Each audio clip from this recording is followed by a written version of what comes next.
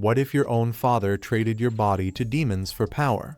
Hyakkimaru, born without skin, limbs, or senses, fights to take back what's his, one demon at a time. With the clever thief Dororo at his side, this is a story of revenge, survival, and discovering what it really means to be human.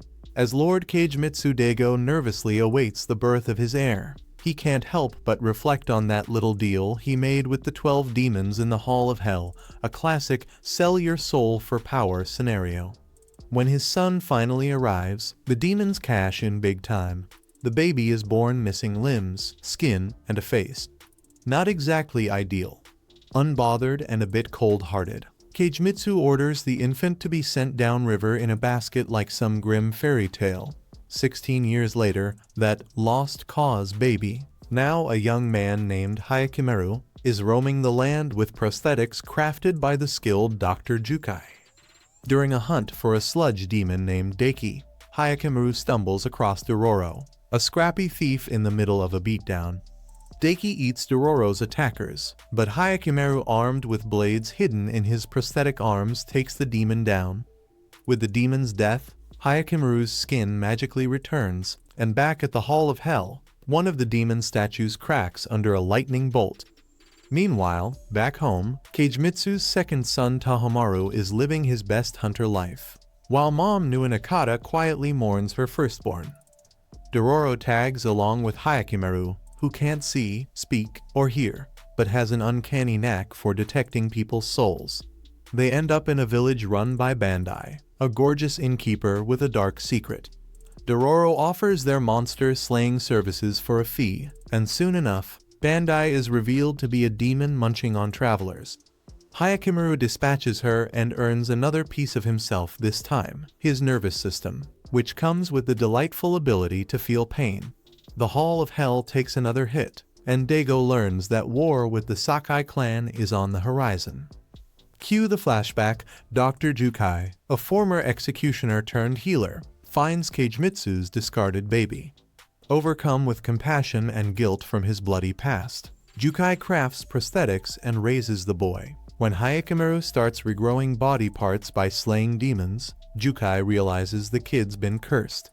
He upgrades Hyakkimaru's prosthetics with hidden swords and sends him off to find his fate. Back in the present, Hyakkimaru experiences rain and pain for the first time. When a demon sword called Nairu shows up, trouble ensues. Its wielder, Tanasuke, becomes possessed by its thirst for blood, forcing Hyakkimaru to fight him twice. After breaking the sword and killing Tanasuke, Hyakkimaru regains his hearing, a sensory overload that almost gets him killed by a giant bird demon. Luckily, Biwa Hoshi, a blind monk with soul-detecting powers, saves the day. In Sakai territory, Hyakkimaru meets Mio, a kind young woman caring for orphans in an abandoned temple. When Biwa Hoshi discovers a better hideout, it comes with a catch: a demon lives there. Despite still recovering, Hyakkimaru fights the antlion-like beast, losing the lower half of his real leg in the process. Mio's double life unravels as Dororo learns of her sacrifices. Tension rises when Daigo's men attack, accusing Mio of being a spy. In a heart-wrenching twist, Mio and the orphans are slaughtered. Enraged, Hyakkimaru unleashes his fury, massacring the soldiers until Dororo steps in, fearing his friend may lose himself to the demons he fights. As they bury the dead, Dororo finds seed rice in Mio's hand, her dream of a better future, cruelly cut short. With heavy hearts, Hyakkimaru and Dororo hit the road once more. Hyakkimaru and Dororo run into the spider demon Joragumo, who's caught a man for dinner. Hyakkimaru attacks, but she manages to escape. They head into a nearby village where men have been mysteriously disappearing at night. The next day, Yajiro finds the injured demon, who's taken the form of a beautiful woman. He names her Ohagi after feeding her some ohagi and takes her home. Despite her hunger, Ohagi resists eating him, touched by his kindness. Yajiro reveals he's been secretly helping men escape from the oppressive lord. When Hyakkimaru attacks Ohagi again, she flees with Yajiro. Unfortunately, Yajiro is wounded by the lord's troops. Ohagi, in a fit of rage, takes out the soldiers, which draws Hyakkimaru's attention. As the two prepare to fight, Ohagi's concern for Yujiro causes her demonic glow to fade, and Hyakkimaru lets her go. Meanwhile, a dark cloud appears over another village, and the villagers prepare a woman to be sacrificed to the demon Nakasegumo. Saru, a wild boy, tries to stop the sacrifice, revealing the woman is his sister. Hyakkimaru and Dororo agree to help. Nakasegumo, a giant centipede, emerges from the cloud, but Hyakkimaru struggles to distinguish the demon from the cloud. The demon swallows the woman, and Dororo and Saru create an explosion to weaken it. Dororo then jumps onto the demon's head, calling to Hyakkimaru, who locates it by sound and destroys it. The woman survives, and Saru is reunited with his sister. Hyakkimaru, now able to smell again, finally calls Dororo by name. Later, Dororo falls ill, and Hyakkimaru takes them to a temple. When Dororo recovers, the priestess reveals that Dororo is actually female, which surprises Hyakkimaru. Meanwhile, Keijimitsu Daigo hears news that Hyakkimaru might still be alive. A crab-like monster, Bakemonogani, causes havoc by destroying a man's boat and devouring him, while the Daigo lands continue to suffer from a worsening drought. Lord Keijimitsu receives word that the Asakura clan is gathering on his borders and heads to the temple, where more demon statues have been destroyed. The demons inform him that Hyakkimaru is still alive and slowly reclaiming the stolen parts of his body. Keijimitsu's son, Tahomaru, discovers his father is hunting for a baby. Later, Tahomaru and his two bodyguards, Mutsu and Hyogo, come across a village where fishermen speak of a monster in the lake that devours anyone who dares to fish. They attempt to fight the beast, but it's too strong, and they retreat. Undeterred, Tahomaru has the villagers set a trap to lure the creature into a shallow channel and drain the water. It works, and the three men attack, but the monster fights back, nearly devouring Hyogo. Just in the nick of time, Hyakkimaru shows up and slays the creature. Tahomaru, curious about the mysterious stranger, is left to wonder who he is. Tahomaru learns Hyakkimaru's name as the two travelers reach the Daigo capital. There, they witness a play depicting Keijimitsu as a demon-slaying hero. The Biwa Hoshi seeks answers at the Hall of Hell. While Hyakkimaru and Dororo explore the ruins of Fort Banman, they find remnants of a wall where the Asakura pin enemies with arrows and meet Sukeroku, a young boy eager to cross to the Asakura side to reunite with his family. Meanwhile, Tahomaru's bodyguards inform Keijimitsu of the encounter with Hyakkimaru, and Keijimitsu realizes his son is alive, prompting him to decide that Hyakkimaru must die to protect his domain's prosperity. Despite his wife's pleas, Tahomaru overhears this conversation and later meets a deranged woman who was present at Hyakkimaru's birth. She tells him how demons devoured everything but left the boy alive. As night falls at Banman, a Kyubi no Kitsune nine-tailed fox demon appears. Sukeroku uses the distraction to escape, with Dororo in hot pursuit, but they're captured by Asakura sentries. The demon is eventually driven away by Keijimitsu's arrows, and he confronts Hyakkimaru. Hyakkimaru doesn't recognize his father, but the demonic red in Keijimitsu's soul confuses him. Keijimitsu orders his archers to fire at Hyakkimaru, forcing him to flee. Meanwhile, Dororo and Sukeroku are imprisoned but escape with Dororo's help. In the Keijimitsu compound, Tahomaru confronts his mother, Nuinakata, about Hyakkimaru, and Keijimitsu explains the bargain he made with demons to save the land. Hyakkimaru shows up, and Keijimitsu orders his son's death. Tahomaru is horrified, but Keijimitsu asks if he'd be willing to sacrifice the land to save his brother. As the Asakura begin killing their prisoners to provoke war, the Daigo army charges, attracting the fox demon. Keijimitsu arrives with his army and Tahomaru, who reluctantly agrees to kill his brother. The brothers clash, with Hyakkimaru breaking Tahomaru's sword and damaging his eye before slaying the fox demon.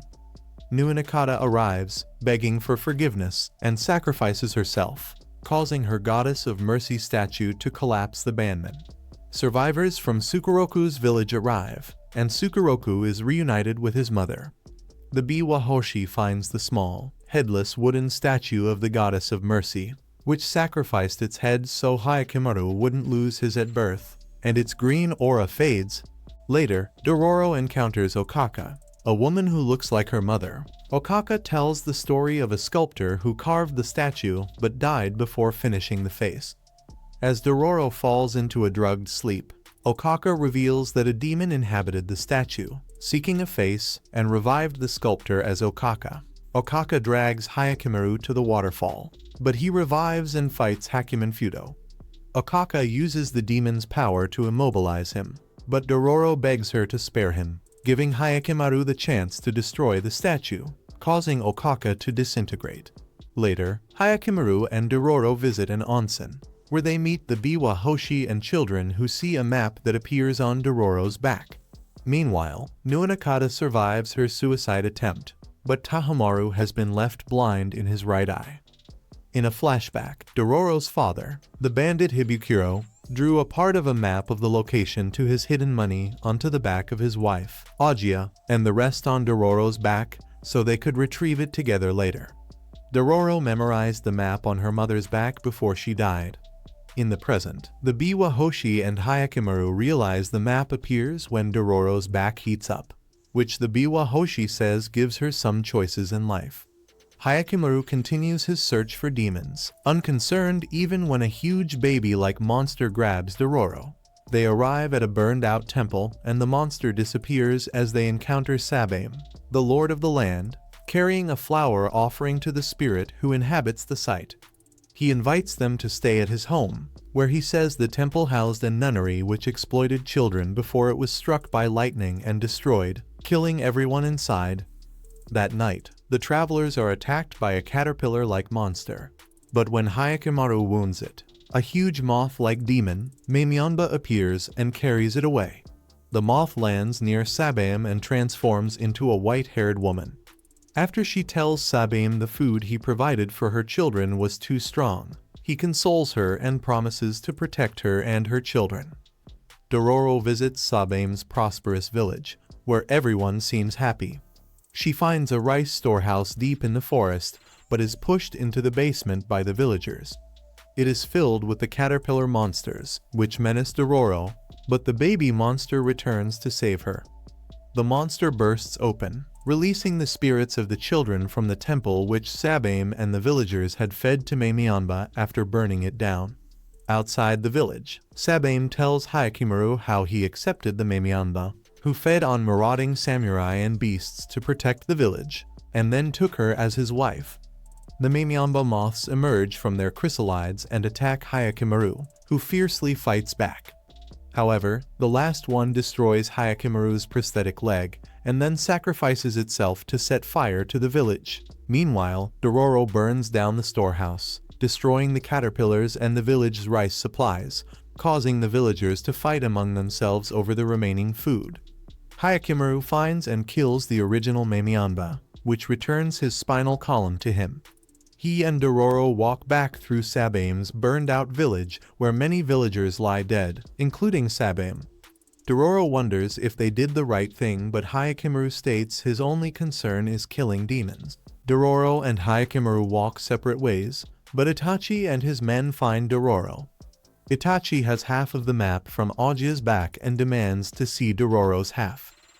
Dororo denies knowledge of a map, but Itachi and his men take her with them, believing she has memorized it. They travel for days, following Agia's half of the map, which Itachi discovered after he dug up her body. They arrive at Cape Hakatsu where the treasure is located, but can't reach it without a boat.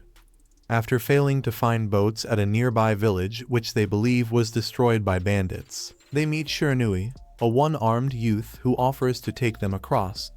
They board two boats pulled by huge sharks, Jiromaru and Saburomaru.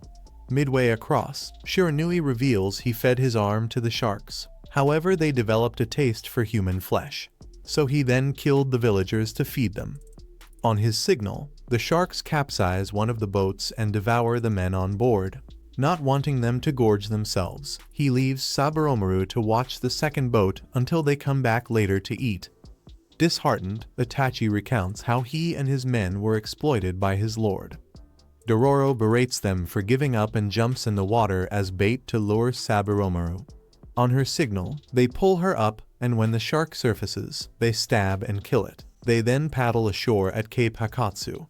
When Shiranui comes ashore to investigate, he is savagely beaten by the bandits. Itachi strips Dororo's clothes looking for the map and realizes Dororo is a girl, while the heat of the fire reveals the map on her back.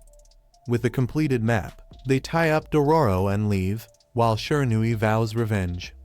Elsewhere, as Hikemaru struggles to walk, he passes a monk who tells him of a man nearby who can give him a new leg, Jukai. Jukai is adding limbs to the dead on a battlefield when a ghoul attacks, but Hikemaru appears and kills it. Back in his cave, Jukai is horrified when Hikemaru explains what his father did to him. Jukai realizes that although Hikemaru's body has become more human, he is less human on the inside. He is reluctant to repair Hikemaru's leg as he fears that it will lead to more fighting, and if Hikemaru is to be successful against the demons, he will have to confront his own family. Suddenly, a landslide blocks the entrance to the cave. While Hikemaru digs his way out, they find the fruit of a nearby Ayakashigi demon tree is producing more ghouls. Hikemaru slays them all until he eventually pierces the tree's heart and destroys it. At the Daigo compound, Nuinakata recovers from her suicide attempt, but Tahomaru leaves to kill a reported ghoul without visiting her. He and his aides find and wound a rat-like ghoul. Tahomaru then burns the building to kill both the ghoul and its progeny who are still alive inside, pledging his sword to defend Daigo land. When they return, Keijimitsu sends Tahomaru and a small army to kill Hikemaru. Meanwhile, Hikemaru rows a small boat towards Cape Hakatsu. Shiranui summons the giant shark, Jiromaru, to feast on Saboromaru's body, turning it into a demon that can walk on land. It attacks Dororo, but Hikemaru swoops in and slays the creature, restoring his left leg in the process. Meanwhile, Itachi discovers a cave, but not without losing 2 men to booby-trapped explosives. Tahomaru and his fleet land nearby, bent on finding Hikemaru, and Tahomaru orders no survivors. Some of Itachi's remaining men are struck down by Daigo's arrows, and Hikemaru and Dororo stumble upon a wounded Itachi, but before they can catch their breath, they're ambushed by Tahomaru, Mutsu, and Hyogo. Itachi, ever the tactician, grabs Dororo and makes a run for it. Up above, Shiranui detonates the bombs he planted to wipe everyone out except himself, triggering a landslide that wipes out many of Tahomaru's men. Hyogo takes a hit, and they decide to pull back, convinced Hikemaru is dead. Meanwhile, Dororo and the dying Itachi tumble into a cave formed by the explosion, where they discover a treasure. Itachi dies shortly after glimpsing it. Hikemaru finds Dororo, who decides to leave the treasure hidden for now. Hikemaru and Dororo seek out a swordsmith to repair the blades in Hikemaru's prosthetic arms. Once the swords are restored and refitted, Hikemaru resumes his journey alongside Dororo. Back at Daigo's, Tahomaru and his crew notice misfortune spreading through Daigo's villages. Starting at the borders, sure signs the demons are displeased that Hikemaru isn't dead. In his compound, Keijimitsu Daigo realizes the demons have reneged on their deal since the Goddess of Mercy statue was destroyed, and the good times are over. Meanwhile, Hikemaru and Dororo meet Dice spot Sabiroda, a man hunting a demon that ate his mother. They lie in wait for the creature, a gigantic gnu. But just as Hikemaru prepares to battle it, Sabiroda jumps in, eager to see the demon feast on terrified travelers. During the fight, Hikemaru and Dororo fall down a rocky embankment, trapping Dororo's arm. Hikemaru tries to free her, but his left prosthetic arm breaks in the process, and water begins to flood the area. Then, the Biwa Hoshi appears, rescuing Dororo, though his sword breaks in the effort. Undeterred, Hikemaru goes after the gnu and wounds it badly. In a desperate move, the gnu devours Sabiroda, absorbing him into its body. Hikemaru eventually slays the creature, but to his shock, no part of his body is returned to him. The Biwa Hoshi watches grimly, sensing that Hikemaru's fate is even darker than he realized. Hikemaru approaches Daigo territory and Dororo is saddened his single-minded desire to recover his body parts. They are recognized by a villager who notifies Keijimitsu Daigo. Meanwhile, the situation worsens in Daigo territory. Villages which have become diseased are burned and their inhabitants killed. Tahomaru decides to take Mutsu and Hyogo to stop Hyakkimaru himself. They find Hyakkimaru and Dororo and attack him together. Hyakkimaru severs Mutsu's right arm and Hyogo's left arm, and again cuts Tahomaru's right eye as Dororo looks on in horror at Hyakkimaru's savagery. Suddenly, a group of men sent by Kagemitsu to protect their prince intervene. The leader sends Midoro loaded with explosives towards Hyakkimaru, killing the horse and blowing Hyakkimaru into the ravine. Dororo is captured by the villagers and Tahomaru is subdued by a dart when he refuses to leave. Later, spirits possess Midoro's body parts, turning it into a flaming horse. Tahomaru's group return home with Dororo, while Kagemitsu prepares to repel an impending attack by the Asakura clan, planning to fight at Banman. Hyakkimaru is enraged Dororo has been kidnapped, his rage drawing the demon horse to him. Tahomaru visits Hyogo's sister Mutsu, who lost her right arm and is also weak from a disease she was hiding, but she refuses to see him as she won't risk infection. Meanwhile, Nuinakata frees Dororo in gratitude for providing companionship for son Hyakkimaru and leaves with her. Their boat is smashed in the strong current and they are rescued by Dago refugees, including the Biwa Hoshi. Nuinakata decides to stay to help care for the sick and wounded. Mutsu leaves the compound, badly ill, prompting Tahomaru and Hyogo to go after her. Elsewhere, Hyakkimaru has joined with the demonic horse Midoro and is cutting a bloody swath through Dago's soldiers, seeking Dororo. Mutsu staggers to the demon temple and offers herself to the 12th and final demon to protect the land and its people. Tahomaru and Hyogo arrive to see her offer rejected. However, when Tahomaru, Mutsu, and Hyogo later intercept Hyakkimaru, their wounds have been healed by the demon. Mutsu and Hyogo each bear one of Hyakkimaru's real arms and Tahomaru has his 2 eyes.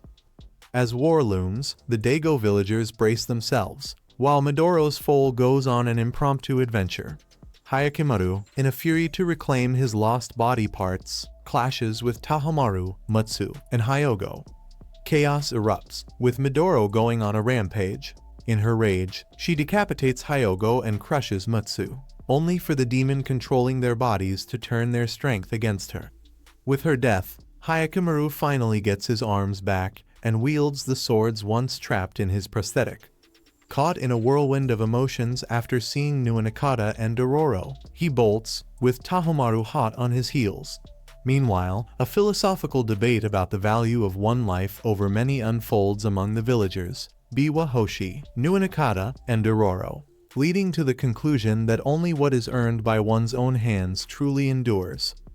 At the border, Kagemitsu Dago leads his army, determined to crush the Asakura and justify his choices. Hyakkimaru pursues Tahomaru to Dago Castle, and their battle causes chaos, knocking over a candle and setting the castle ablaze. The smoke triggers concern from Dororo and Nuinakata, who rush in, only for Nuinakata to take a detour through a hidden tunnel to meet Jukai. Up above, Hyakkimaru overpowers Tahomaru but spares his life. The demon that once controlled Hyakkimaru's eyes tries to seize Tahomaru, but Hyakkimaru reclaims his sight, slays the demon, and becomes whole again. Jukai, ever the craftsman, gifts him a statue of the goddess of mercy. As the castle burns, Hyakkimaru and Dororo are reunited, and Nuinakata tends to the dying Tahomaru. The castle collapses, and Kagemitsu Dago's forces falter against the Asakura. Dororo suggests retrieving treasure to aid the Dago refugees while Hyakkimaru finds his father, now wounded and defiant, in the Hall of Hell. When Hyakkimaru leaves without striking the final blow, leaving behind the goddess of mercy statue, Kagemitsu finally understands the cost of his pact with demons, the very one that might have allowed Hyakkimaru to save his land. Years later, Dororo, now grown, sprints to greet Hyakkimaru, who flashes a smile as he turns to face her. The story kicks off with Ian, our beat-up hero, standing on the edge of a cliff, feeling sorry for himself. He's tired of being a loser and figures jumping off is the only way to end the misery. As he plummets, Ian wonders if his life ever mattered. Spoiler, he doesn't think so. He's done nothing but fail, and now he's about to go out like he lived like trash. Earlier, things weren't much better. Ian's team was fighting a giant rat monster. The warrior, Zoid, was holding his own, but got cranky waiting for Jeline, the mage, to finish her spell. Finally, she fried the beast with a fireball, and Zoid immediately called for the trash picker, aka Ian. Ian tried to remind them his name isn't Trash Picker, but his clumsy entrance didn't help his case. He tripped, earning another round of insults. Jeline chimed in, calling him low common garbage, because in this world, jobs are ranked and Ian's is rock bottom. People get jobs from the goddess of light at birth and skills from the goddess of darkness through training. Fancy jobs like military strategists are rare tier. Fighters like Zoid and Jeline are high common. And then there's Ian, stuck in the low common category with peasants and appraisers, basically society's doormats. Ian's parents died young, leaving him no trade to inherit. He tried adventuring, hoping for fame and fortune, but instead, he got Zoid and Jeline. Using his appraisal skill, Ian found the rat was worthless, an F-rank rarity with D-rank parts. When he struggled to yank out the parts, Zoid refused to help, sneering, "That's your job, trash picker." The insults didn't stop. Zoid threw a rock at Ian for daring to look annoyed, and Jeline reminded him to be grateful they let him tag along. Ian apologized, bit his tongue, and got back to digging through the rat carcass. It was gross, humiliating work, but it was his only way to survive. Things got worse when they stumbled upon a dead hellhound.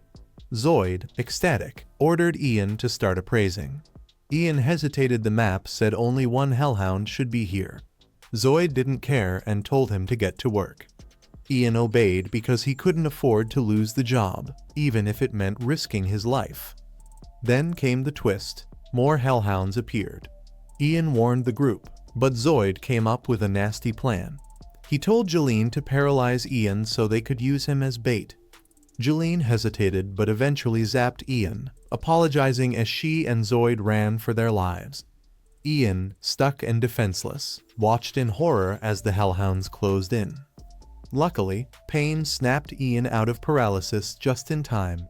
He tossed his bag of apples to distract the beasts and bolted. But his escape route was blocked. His teammates had sealed the exit. Forced down a side path, Ian ended up at a dead-end cliff. Behind him, the hellhounds snarled. Ahead, only the abyss. With nowhere left to run, Ian laughed at the absurdity of it all. He thought about his life, how everyone treated him like trash, and how he let them. Maybe it wasn't just the world's fault. Maybe he was to blame for not standing up for himself. Too bad this epiphany came at the worst possible time. With no options left, Ian took a deep breath, cracked a grim smile, and jumped, muttering, "Well, if they thought I was trash, at least I'm taking myself out." Moments after Ian's dramatic cliff dive, he wakes up in a bizarre new place, looking like he's just come out of a spa day completely healed. Before he can figure out what's going on, a mysterious woman appears and gives him a gentle kiss on the forehead, snapping him awake. Stunned, Ian realizes he's somehow alive, and his injuries are completely gone. Nearby, he spots a massive, awe-inspiring tree surrounded by towering walls of water. Being the curious and low-key nosy guy he is, Ian uses his appraisal skill on a droplet falling from the tree. The result? A jaw-dropping revelation. It's a droplet from the world tree. Yep, the mythical, thought-to-be-extinct tree responsible for the magic everyone breathes like air.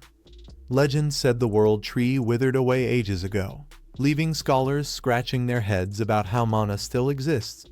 Turns out, they weren't looking deep enough because who checks dungeons for world-altering flora? Ian realizes the tree saved his life and awkwardly thanks it, though he hears a voice nearby and decides it's best to ignore it. He's surprised there aren't any monsters around, but knows he's far from safe. With no food, no allies, and no clue how to escape, Ian thanks the tree one last time and ventures into the unknown. As he leaves, the mysterious woman watches him, clearly concerned for our underdog. Ian trudges on, wondering if he's about to meet something worse than those hellhounds. His brush with death has sparked a change in him. He vows never to limit himself again. Armed with nothing but a rock and his newfound determination, Ian presses forward, relieved by the eerie lack of monsters until disaster strikes. Out of nowhere, something slices off his ear. Panicked and in pain, Ian tries to retrieve it, only to lose a few fingers to the invisible menace. Using his appraisal skill, he discovers his attacker is an S-rank gremlin. Translation: he's toast. The gremlin ruthlessly cuts into him, and Ian quickly learns that knowing your enemy's rank doesn't make you strong enough to beat it. Just as the gremlin is about to finish him off, it suddenly freezes, trembling in fear. Enter the S-rank Death Bear, a terrifying beast that wastes no time shredding Ian's face and crushing him like a soda can. As Ian prepares to meet his maker again, a mysterious boy shows up, grumbling about being forced to save him by some girl. The kid effortlessly takes out the bear, casually tells Ian not to get the wrong idea, and leaves him unconscious. Ian wakes up back at the World Tree, all patched up again. This time, he meets the mysterious girl, who's even more stunning than he imagined, like an elf straight out of a fairy tale. Before Ian can wrap his head around her beauty, an older woman scolds him for ignoring the tea her daughter made. She practically forces the tea down his throat, and Ian, trying to keep the peace, compliments the brew while noticing how cute the girl's ears wiggle when she's happy. The older woman introduces herself as Ursula, the guardian of the World Tree, and promptly threatens Ian with extinction if he dares have impure thoughts about her daughter, Yuri. Turns out, Yuri is more than just a sweet girl, she's actually the will of the World Tree, basically its spirit. Ursula reveals they saved Ian not out of kindness, but because Yuri begged her to. Oh, and that fancy new eye of his. It's a gift, crafted from the World Tree itself, since regular droplets couldn't restore his shattered one. Ian, completely floored, thanks Yuri profusely, which makes her giddy with joy. Ursula, on the other hand, is livid at Ian's casual tone and warns him to keep his dirty hands and compliments to himself. Ian learns that most people who end up in this abyss never show gratitude to Yuri. Instead, they try to loot the tree for parts. His simple thank you meant the world to her, earning him their help. Despite Ursula's impatience, Yuri worries about Ian's safety. The abyss is crawling with deadly monsters, and teleportation magic doesn't work here.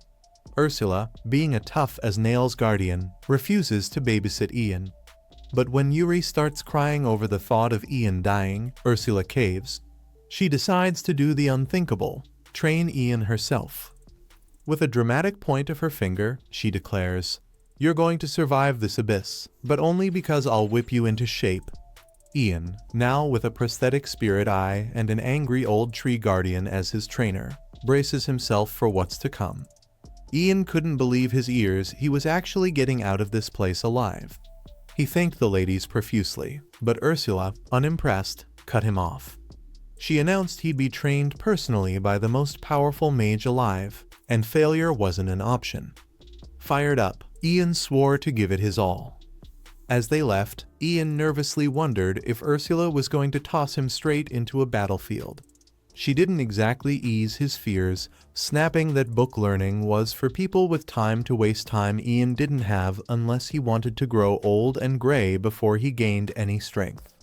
Stopping abruptly, Ursula pointed out something ahead. Ian squinted but saw only darkness. Ursula rolled her eyes and reminded him that his left eye had been replaced with a piece of the World Tree, courtesy of Yuri. Ian admitted his vision hadn't changed, but Ursula said that was because he lacked awareness. The mention of Yuri sparked a memory. Ian thought about how he'd lost his eye and how Yuri's gift brought light back into his world. The warmth of gratitude filled him, and suddenly his eye heated up. When he opened it, the world around him transformed, and Ursula, for once, looked pleased. "Time to train," she declared. With a flick of her wrist, she summoned a monster one just like the one that nearly killed him before. It lunged at Ian, and Ursula barked his first lesson, dodge. Ian balked. "How?" "You have appraisal powers, don't you?" she snapped. Ian grumbled that appraisal was only good for gathering information. Ursula smirked. "Not with that spirit eye of yours." He gave it a shot and, to his shock, saw the monster's next move spelled out an attack aiming for his right ear. Awestruck, Ian froze, and the monster lopped his ear clean off. As he howled in pain, Ursula healed him using droplets from Yuri. With a grin, she assured him that no matter how sliced up he got, she'd patch him right back. They kept at it, and Ian began to understand. Appraisal didn't just show moves, it showed timing, too. He finally dodged an attack, but his celebration was short-lived. His distraction earned him another nasty slash. He learned quickly: stay focused, stay sharp, and treat appraisal like breathing. 1 week later, Ian's reflexes had sharpened dramatically. But Ursula wasn't done. For the next phase, she handed him a wooden sword crafted from the world tree, another gift from Yuri. "Don't break it," Ursula warned. "Or else." Ian vowed to honor Yuri's sacrifice. Facing the monster again, Ian realized simply swinging at it wouldn't work. It dodged instinctively. Frustrated, he remembered Ursula's hint. Appraising the monster's trajectory, not just its moves, allowed him to see its attacks in slow motion. Time seemed to crawl for the monster while Ian moved at normal speed, landing a devastating blow that defeated it in one swing. His joy was short-lived. Ursula dismissed his victory, saying he'd barely scratched the surface. For his next task, Ian had to appraise and steal a gremlin's ability.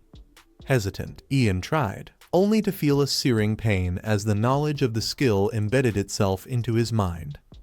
Testing it, Ian discovered incredible speed, but his body couldn't keep up. His muscles tore apart with every step, leaving him in agony. Ursula just laughed, healing him repeatedly and telling him to keep running until his body adapted. After days of relentless effort, Ian's muscles stopped tearing, and he emerged stronger, faster, and ready for whatever madness Ursula planned next. Ian's voice has taken on a deeper tone, his newfound confidence showing as he believes he's ready to take on a death bear. Ursula warns him not to get too cocky, reminding him that there's still a long way to go. Ian becomes discouraged, but Ursula decides to help him further. Reluctantly, she agrees to let Ian appraise her abilities, curious to see if he'll figure it out in time. Without a warning, she demonstrates one of her skills, the discard incantation. This magic allows her to cast spells without the need for an incantation, which is a rare and impressive ability. Ursula urges Ian to appraise it along with her fireball spell. Ian tries, but the pain is overwhelming as his body bursts into flames. After a quick healing, he tries again, managing to grasp the discard incantation after 5 days of training. Ian struggles with the challenge, as his low magical capacity and lack of a magic-focused job make progress slow. His body collapses whenever he runs out of magic, but Yuri helps by using a droplet from the world tree. These droplets not only replenish magical power, but also increase overall magic capacity provided they are consumed when the person has completely depleted their magic. With this method, Ian trains tirelessly, slowly but surely increasing his magical abilities. After a month, he can shoot 1,000 fireballs at once, cast mid-level magic, and access abilities from the Gremlin and Ursula. His improved physique and enhanced magic capacity, along with his spirit eyes and super appraise, give him the confidence he needs to face the next challenge. Ursula agrees that Ian is ready and sets up a revenge match against the Death Bear. As they approach, Ian grows nervous, but Ursula reassures him, noting that he's much stronger than before. She's actually a bit frustrated by how quickly he's improved.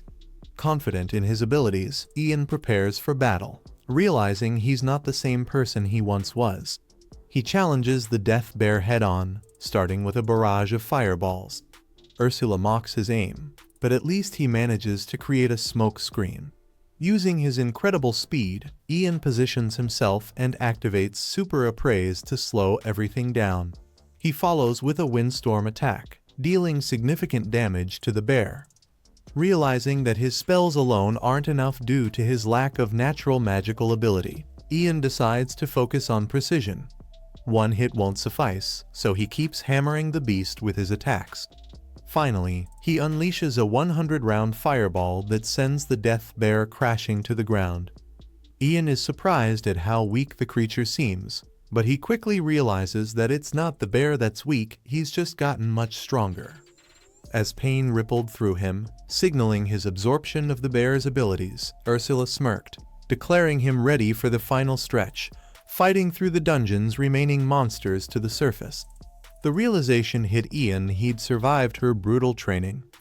Before parting, Ian bid farewell to Yuri, though Ursula hesitated to hand over her daughter's gift, the last shard of the World Tree's spirit core, explaining it could enhance Ian's magic eye or create a new artificial one. Ursula dismissed his concerns about using Yuri's power, assuring him it would return to her if he fell. Without waiting, she implanted the core into Ian's eye. The immediate change was subtle until Yuri revealed the twist. She was now living inside his eye, the spirit core fully fusing her essence with him as the embodiment of the World Tree. With Yuri now traveling with him, endlessly healing his injuries, Ian awkwardly adjusted to the arrangement. Ursula, reluctant but resigned, admitted she trusted Ian to protect her daughter, gifting him an infinite storage spell and a spirit sword forged from Yuri's essence. Her bonus gift, however, came in the form of stabbing Ian's good eye and implanting the Philosopher's Stone, linking it to her consciousness so she could nag him in real time. As Ian left, Yuri shared her dream, to reunite the fragments of the World Tree. He vowed to help, guided by Ursula's appraisal skills. Facing his first major challenge, a deadly viper, Ian's upgraded spirit god eye and Yuri's healing magic made quick work of the beast. With new abilities and no more pain from absorbing skills, Ian pressed on, eventually reaching the dungeon's heart. The boss guarding the labyrinth core was colossal, its sheer power forcing Ian to rely on everything Ursula had taught him. After enduring a devastating meteor-like attack, Ian unleashed Nova Strike, a fiery spell that obliterated the beast in one explosive blow. Victorious, he appraised the boss, absorbing its abilities, and allowed Ursula to enhance his spirit god eye with the labyrinth core, unlocking even greater potential. As Ian and Yuri emerged from the dungeon, its entrance sealed behind them, ensuring Yuri's safety. Meanwhile, elsewhere, Zoid spun a dramatic tale of Ian's supposed heroic sacrifice to save their party. When Ian suddenly appeared alive and well, Zoid's facade crumbled as Ian exposed the truth. Zoid had left him as bait. The other adventurers turned on Zoid, but Ian forgave him, crediting the betrayal for leading him to Yuri and Ursula, who had changed his life. His grace left everyone speechless. Continuing their journey, Ian defeated another dungeon boss, gaining the ability to read any language through his evolving spirit god eye. Despite their progress, the World Tree fragments remained elusive, but Yuri assured Ian she was in no rush. Along the way, Ian saved a royal princess, Claudia, from an ambush, earning her gratitude and affection. When she boldly declared Ian her hero and suggested becoming his second wife, Yuri's flustered protests sparked a lively rivalry. Ursula, amused, saw it as a sign Yuri was finally forming bonds beyond her. With his growing power, Ian pressed forward, determined to fulfill his promise to Yuri while navigating the chaos that seemed to follow him everywhere. Things take a turn for the bizarre when Jasper suddenly announces his intentions. He wants to marry Ian too. Jasper, an eccentric collector obsessed with precious gems, reveals he's been hunting for a spirit core his entire life, and he's just realized Ian's left eye contains one. Jasper shares the legend of the World Tree, explaining how it once stood tall above the earth but sacrificed its power to seal away the demon lord of calamity, Mikarin. The tree withered, leaving behind scattered spirit cores. Jasper, who's dedicated his life to finding them, offers marriage in exchange for Ian's eye. Naturally, Ian shoots him down immediately. But Ursula, ever the opportunist, sees a golden opportunity.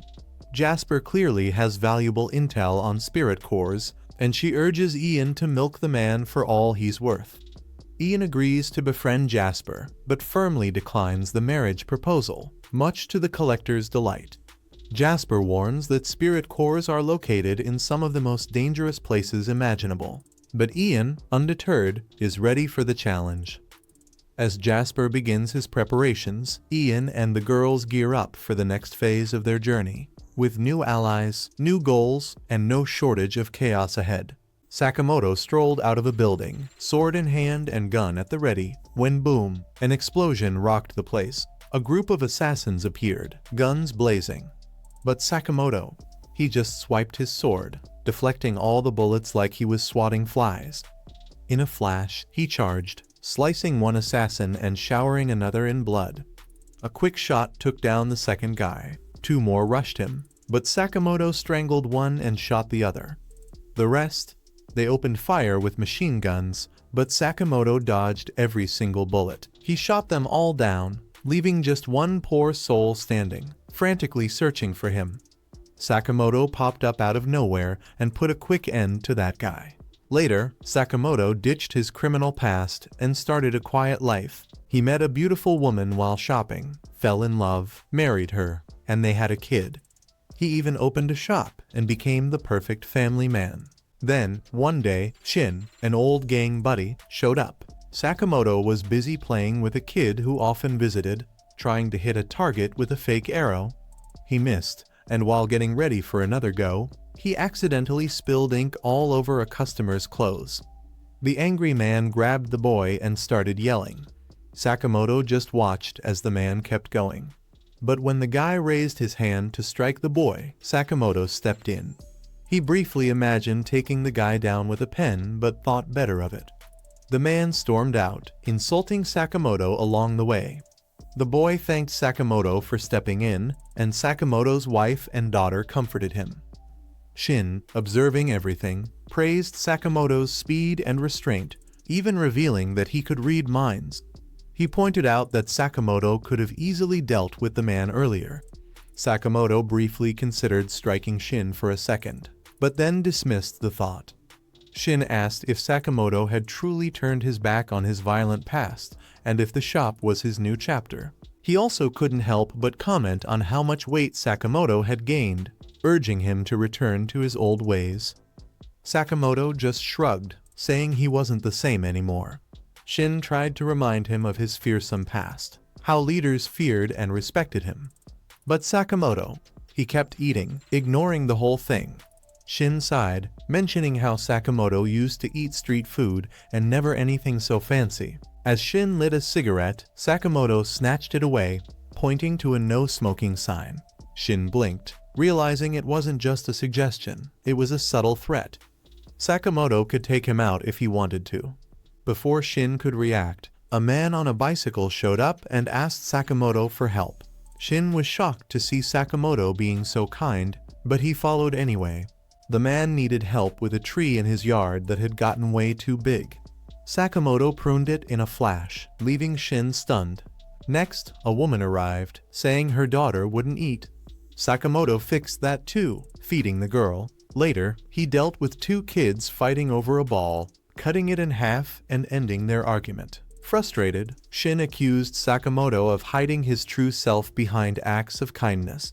He called Sakamoto's appearance disgraceful and stormed off.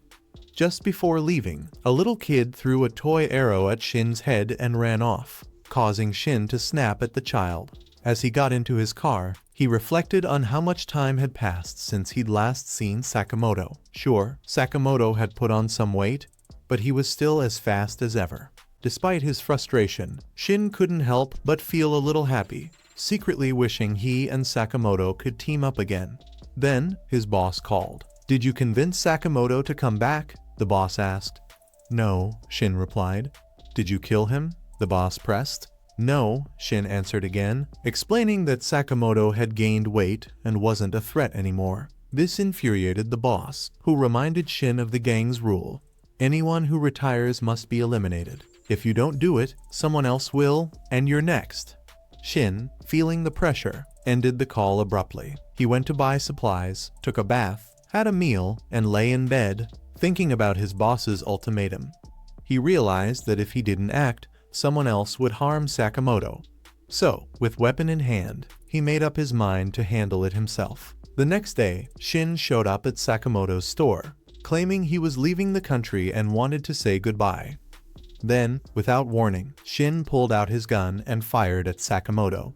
But Sakamoto deflected the bullet midair with a hard candy from his mouth. He then vanished, leaving Shin searching the store, unable to read his thoughts.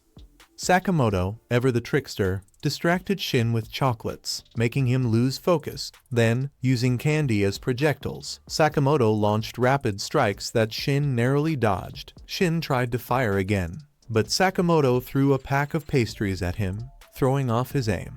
Frustrated, Shin tried searching again, only to be blindsided when Sakamoto appeared behind him and knocked him out cold. As he lost consciousness, Shin caught a glimpse of the old Sakamoto, strong, fearsome, and as unstoppable as ever. Shin woke up in Sakamoto's home, greeted by Sakamoto's daughter. Shin, confused by the domestic surroundings, saw Sakamoto's wife preparing a big meal. She asked how much rice he wanted, and Shin, still suspicious, replied, "Not much," thinking the food might be poisoned. He reassured himself that he could handle it. But as he ate, the food was so delicious, he couldn't help but admit he'd never tasted anything so good. He complimented her cooking, and she joked that his reaction reminded her of Sakamoto in his younger days. Meanwhile, Sakamoto was feeding his daughter, and Shin reflected on the happy family moment, something Sakamoto had earned after leaving his violent past behind. As Shin was about to leave, Sakamoto escorted him out, and Shin, embarrassed, thanked him for the meal. Sakamoto pointed to a sign outside the shop that read, "We hope to see you again." Back at the gang's hideout, the boss confronted Shin, demanding to know if he'd killed Sakamoto. When Shin stayed silent, the boss got furious. "It's disgraceful you didn't finish the job." Shin, however, pleaded with the boss to leave Sakamoto alone. The other gang members laughed at him. The boss asked why Shin was so protective of Sakamoto, and Shin explained that Sakamoto now had a family and was no longer the same person. Shin even offered to sacrifice himself to spare Sakamoto. The boss coldly responded, "If you want to save Sakamoto, kill yourself." But Shin, reading the boss's thoughts, calmly revealed, "I never trusted you." Shocked, the boss ordered the gang to kill Shin, not realizing that Sakamoto was listening in from his shop with a hidden device. Using his quick thinking, Sakamoto turned his shop into a makeshift armory and grabbed a gun. Meanwhile, Shin fought back, taking out 4 gang members with his weapon. One of the gang tried to sneak up on him, but Shin was ready, delivering a swift neck kick that knocked him out cold. Another gang member, aiming a heavy weapon at Shin, was outwitted when Shin read his mind and dodged the attack. The boss, frustrated with the lack of progress, gathered the remaining gang members. He explained that Shin could read minds and ordered them to attack from a distance. Surrounding Shin, they closed in, but he was running low on ammo. He made his move, taking down 2 more gang members before a bullet hit his leg, leaving him immobilized. The gang aimed their guns at him, but just as things looked grim, Sakamoto arrived. With surgical precision, Sakamoto incapacitated the gang members around Shin. The boss, furious, immediately ordered the gang to kill him. But Sakamoto countered every attack. He used chopsticks to disarm and defeat several of the gang members, caught bullets with them, and even used pens to take out others.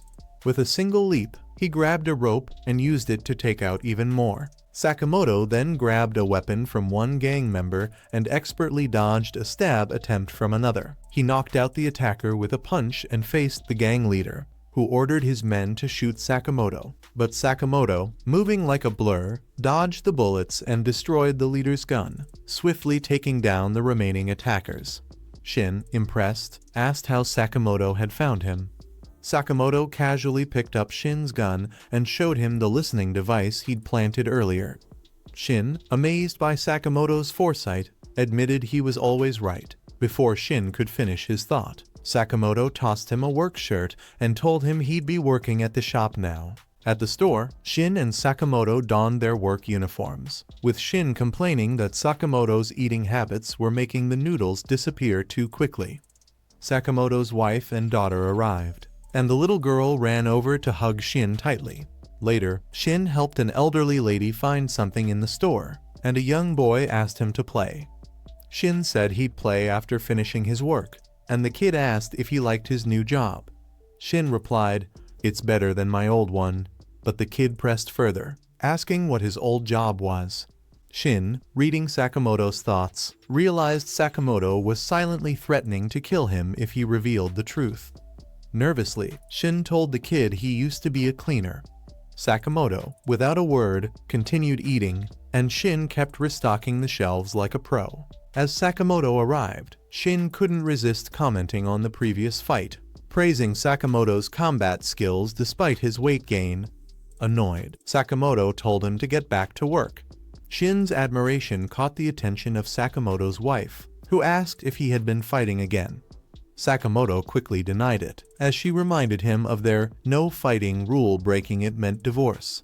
Later, the duo headed to Chinatown, where Sakamoto bought pork for his family.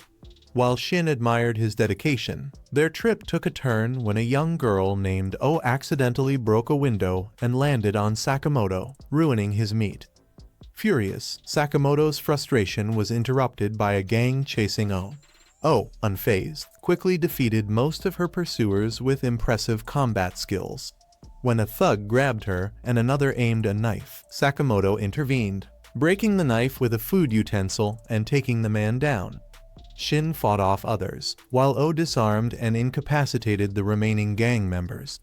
As more reinforcements arrived, Sakamoto grabbed Oh and fled with Shin through the chaos. At their hideout, the gang's leader, Dan, scolded his men for failing to capture Oh, emphasizing the importance of the key she carried, which controlled the black market. His ruthless brother Bito executed one of the gang members, vowing to kill anyone in their way. Meanwhile, Oh revealed to Sakamoto and Shin that she was the daughter of a mafia boss. The key she carried unlocked her family's treasures, which her parents had entrusted to her before their demise.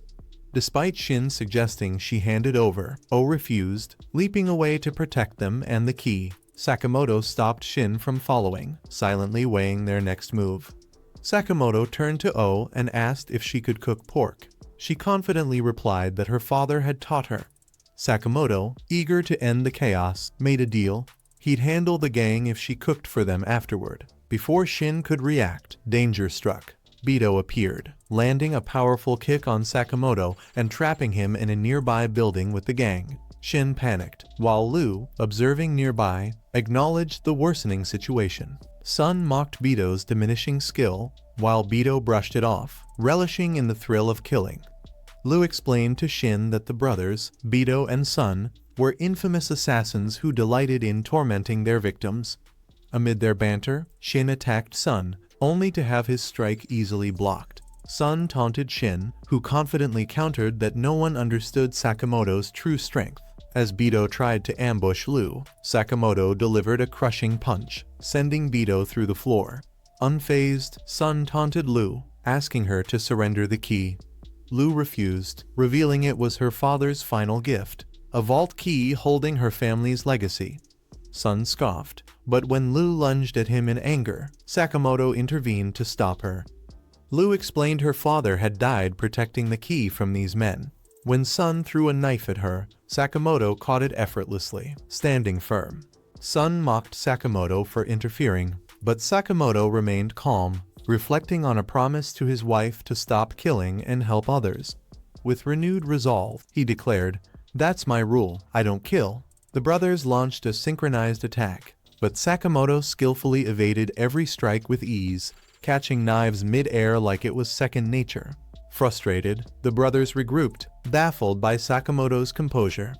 Despite their relentless attempts, Sakamoto remained untouchable, his mastery leaving them stunned.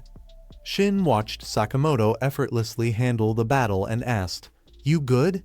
Sakamoto, with a faint smile, replied, "Just a bit sore." Frustrated, Sun demanded, "How is he doing this?" Bato grinned. "I think we know what to do next." Before Bato could act, Sakamoto knocked him out with a single blow. Sun lunged but had his weapon shattered. Realizing defeat, Sun tried to escape, aiming for Lu, but Shin intercepted, yanking him down with a rope. Sakamoto sealed the deal by dropping a fridge on him. Lu, astonished, asked, "Who are you really?" Sakamoto replied casually, "Just shop workers, munching on crab." Meanwhile, Dan fumed in his office, unable to crack the vault. Suddenly, Lu appeared, knife at his throat. Panicked, Dan begged for mercy, but Lu silenced him. "Nothing will bring my father back," she said, leaving him trembling. The group turned to the vault, which Lu finally opened, revealing treasures. Amid the awe, Shin grabbed a book, only for Lu to snatch it back. Inside a small container, Lu found a letter from her father, expressing gratitude and a fond memory. As they sat eating pork together, Lu reflected, "It feels like so much was lost to get here." Next day, Lu showed up at Sakamoto's shop 2 hours late, which immediately set Shin off. He demanded to know why she was late, and Lu waved it off like it was no big deal. "Just a little delay," she said. Shin, practically steaming, shot back, "2 hours is not a little delay." When Shin checked the fridge and saw it was a chaotic mess, his irritation doubled. "You're doing everything wrong," he barked. Lu, unbothered, shrugged. Organizing isn't that important." Now fuming, Shin snapped, "Do you even have any work experience?" Lu smirked and fired back, "Sure. I used to help my dad wrap and bury bodies. Real hands-on work." That was the last straw for Shin. He stormed over to Sakamoto and demanded Lu be fired. Lu, still calm, dismissed the whole thing, saying organization was overrated. Shin insisted it was crucial for the shop's success, but Sakamoto intervened before things got out of hand. He told Shin to tone it down and calmly asked Lu to apologize if she was late again. Both Lu and Shin stared at Sakamoto like he'd grown a second head. "What's with the look? I'm just talking normally," Sakamoto said. Then he told Shin to join him outside for a chat and asked Lu to prep some pork dishes. Shin couldn't help but comment, "I don't think I've ever heard you talk this much." Sakamoto replied casually, "Maybe you talk too much," adding a playful threat to "shut up or else." Shin couldn't shake the feeling that Sakamoto was acting very un-Sakamoto-like. Before he could dwell on it, another Sakamoto strolled into the shop. Shin's jaw hit the floor. The real Sakamoto didn't flinch, watching as the imposter suddenly lunged at him with a knife. Sakamoto dodged with ease, countering so smoothly he had the fake Sakamoto pinned with a weapon in seconds.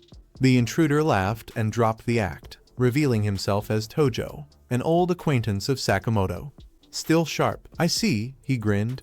Shin, thoroughly confused, wondered why he couldn't read this guy's mind. Tojo introduced himself as an old friend, claiming he owned a shop nearby.